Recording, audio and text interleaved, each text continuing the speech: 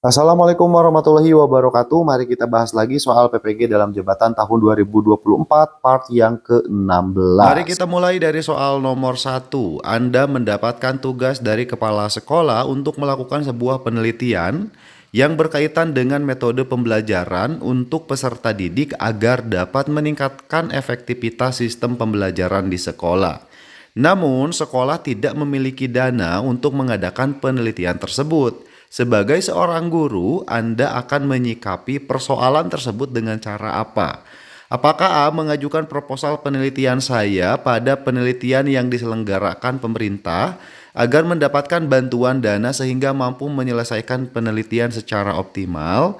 B. Tetap melaksanakan tugas penelitian tersebut sampai tuntas dengan cara memanfaatkan fasilitas yang ada secara optimal dan tidak akan menyurutkan semangat saya dalam memberikan hasil yang terbaik. C. Menolak secara halus tugas yang diberikan kepala sekolah apabila saya merasa kurang siap dalam menyelesaikannya. D. Merasa kurang tertarik dengan tugas yang diberikan kepala sekolah apabila kurang mendapatkan dukungan dana yang dibutuhkan. E. Meminta bantuan dari rekan guru yang lain untuk menyelesaikan penelitian saya. Oke, mari kita bahas ya. Kira-kira jawaban yang tepat yang mana? Oke, jadi dari soal tadi bisa kita ketahui bahwa yang harus kita lakukan sebagai guru tentu saja adalah sikap yang pada opsi B, yaitu tetap melaksanakan tugas penelitian tersebut sampai tuntas dengan memanfaatkan fasilitas yang ada. Nah ini ya, sebagai guru kita harus mampu memanfaatkan fasilitas yang ada, itu kata kuncinya, yaitu secara optimal dan tidak menyurutkan semangat. Nah jadi kita tidak pantang menyerah, tetap semangat untuk memberikan hasil terbaik. Nah itu adalah opsi jawaban yang B yang paling tepat. Oke, kita lanjut soal berikutnya, yaitu soal nomor 2. Anda ditugaskan di sekolah kurang maju yang ditandai oleh kegiatan belajar mengajar yang tidak optimal, media dan sumber belajar juga minim, serta kemandirian belajar siswa yang rendah. Pertanyaannya, apa upaya Anda untuk menghadapi keadaan tersebut? Nah, kira-kira jawabannya yang mana? A. Saya berusaha sekuat tenaga dengan pikiran untuk menemukan cara-cara baru untuk memujudkan sekolah. B. Saya mengusulkan kepala dinas pendidikan agar mengutamakan program peningkatan kemajuan sekolah. C. Saya meminta kepala sekolah dan para guru untuk meningkatkan kualitas pembelajaran di sekolah. D. Saya mengajak partisipasi komite sekolah untuk pengadaan media dan sumber belajar yang diperlukan oleh sekolah. E. Saya menerima keadaan sekolah sebagaimana adanya dan melaksanakan tugas mengajar sebagaimana besarnya atau sebagaimana mestinya. Oke, kita lihat pembahasannya. Nah, jawaban yang paling relevan yang bisa kita lakukan adalah yang A, yaitu berusaha sekuat tenaga ya dan juga pikiran untuk menemukan cara-cara baru memajukan sekolah. Kenapa yang A benar? Karena yang B salah. Saya mengusulkan ke kepala dinas. Nah, ini kan bukan ya kewenangan guru.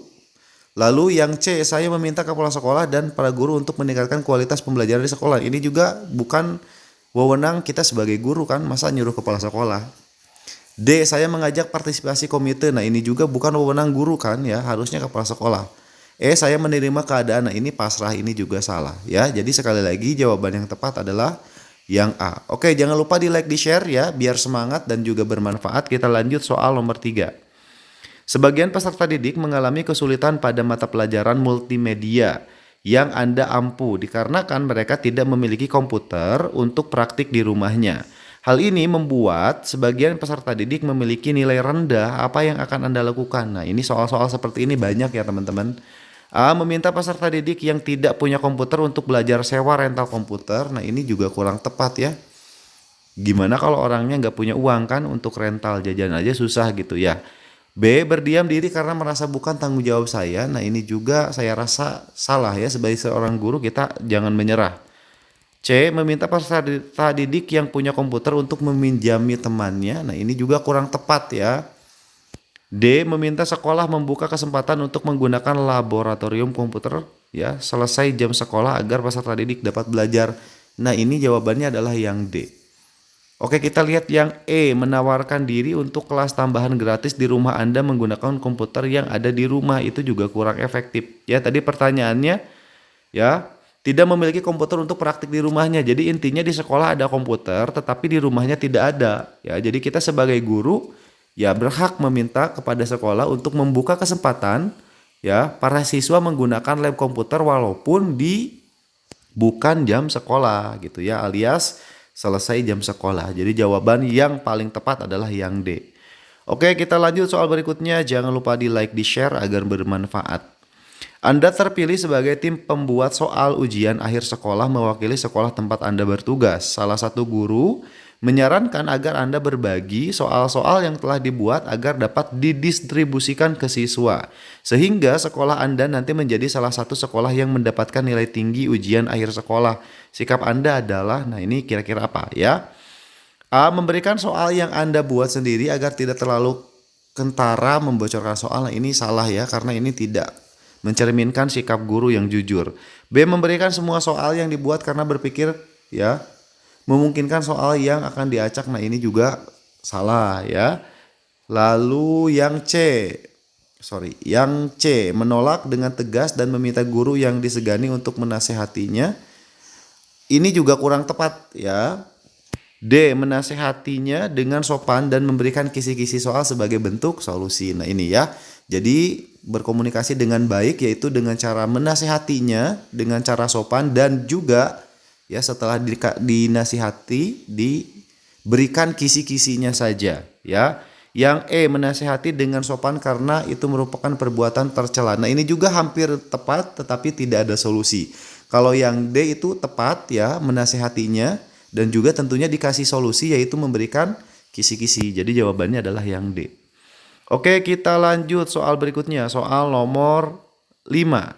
Saat ini kasus bullying atau perundungan terjadi di sekolah semakin banyak terjadi. Ketika mengetahui ada siswa yang menjadi korban bullying, maka yang akan Anda lakukan adalah titik-titik. A. Menasehati siswa untuk tidak lagi bersinggungan dengan pelaku bullying. B. Bersimpati dan membesarkan hati siswa yang menjadi korban bullying. C. Mempertemukan pelaku dan korban bullying untuk menyelesaikan masalah serta menjelaskan arti penting berteman dengan cara yang baik. D. Menemukan pelaku bullying agar tidak melakukan lagi. E. Mendampingi siswa ketika harus berhubungan dengan pelaku bullying dan memberikan langkah-langkah preventif. Nah, untuk soal nomor 5, silakan teman-teman tulis jawabannya di kolom komentar ya. Ini sayanya itu tadi salah ketik ya. Jadi tim saya sepertinya ada yang salah ketik. Nah, itu dihapus ya. Jadi opsi jawaban B, bersimpati dan membesarkan hati siswa yang menjadi korban bullying. Yang C, mempertemukan pelaku dan korban bullying untuk menyelesaikan masalah serta menjelaskan arti penting berteman dengan cara yang baik. Nah, ini kata-kata dianya tadi itu salah ketik tim saya. Ya, mohon maaf. Jadi silakan untuk soal nomor 5 teman-teman tulis jawabannya di kolom komentar. Yang ikut komen ya, saya doakan semoga lulus ya PPG tahun 2024. Amin.